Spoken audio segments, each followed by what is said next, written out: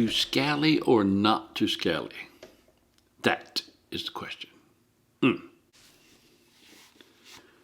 course it isn't the question. You need to be scallying. Join me, won't you?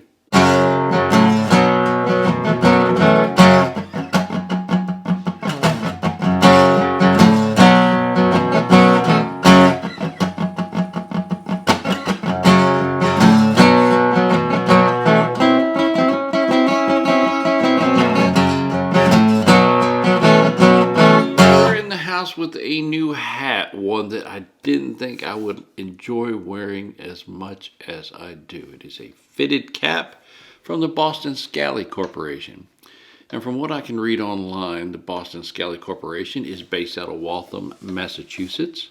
I hope I said that right, my Yankee brethren. If not, forgive, please.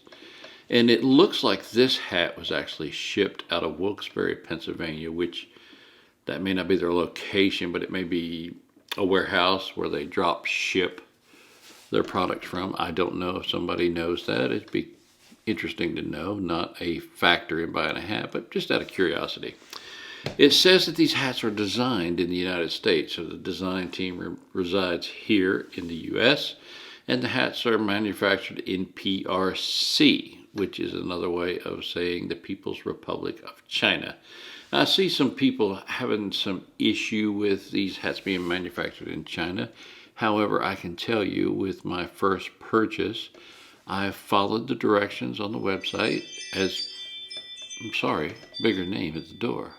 Followed the directions on the website, measured my head, and buying fitted caps. I'm familiar with buying fitted caps, not this particular brand.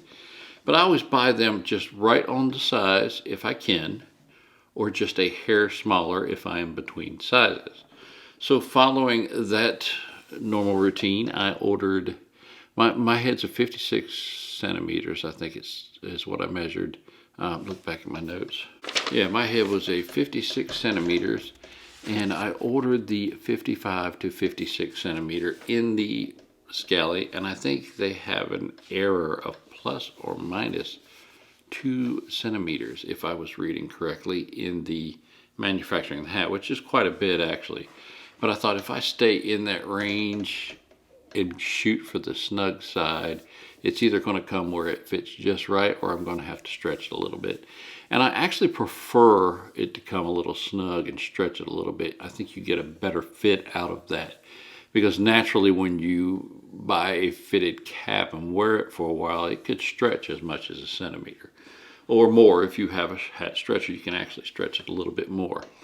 Shrinking the hat is a much more arduous process, from, let's say, wetting, stretching in the dryer, steaming, or I have seen people boil fitted hats, I kid you not, and stretch them. Mine was a little snug when it got here, but it was perfect. I pulled her out of the box and tried it on, and I knew it was a little snug. So this is my routine. I just stretch her this way, stretch her that way, and then just work your way around the hat. Stretch, stretch, stretch, put it on, stretch, stretch, stretch, to where you get it just about where you want it.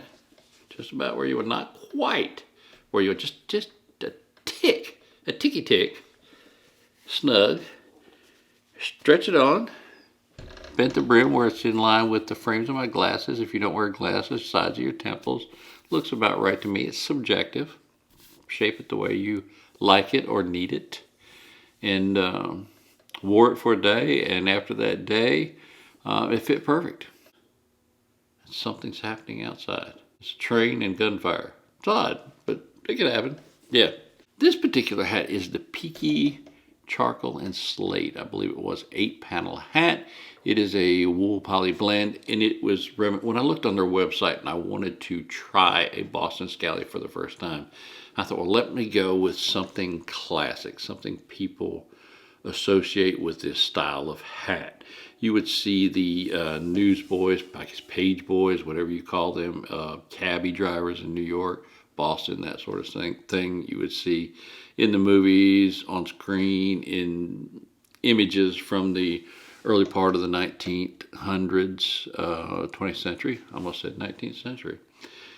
you would see them with this type of hat, almost in this color, sort of a gray color hat.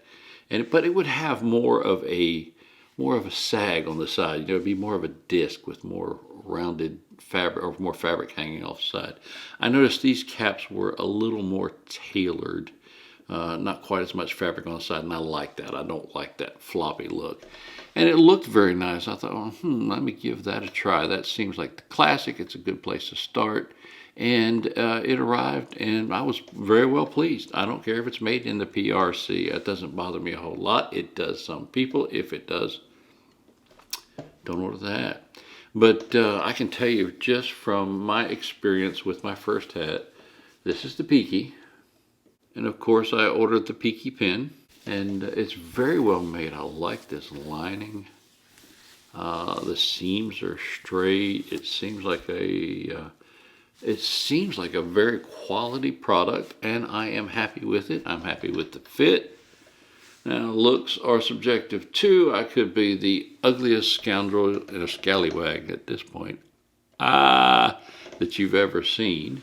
But I do like the hat, and I am encouraged to buy another. Although I am curious at this point. This is an 8-panel hat, and it is reminiscent of the classic style. It's very nostalgic. But I'm looking for something. I'm a ball cap wearer, so I'm looking for something more in the lines of a distressed ball cap look.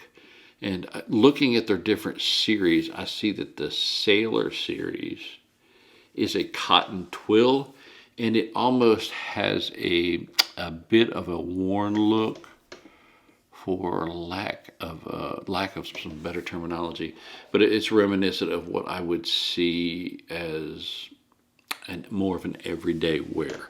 So I've ordered I think it's some kind of copper. I can't remember. I'll have to look it up, in the Sailor series, and we'll get a look at that when it comes. But in closing, kudos to the Boston Scally Company. Good shipping, good price. Looks like you have good customer service.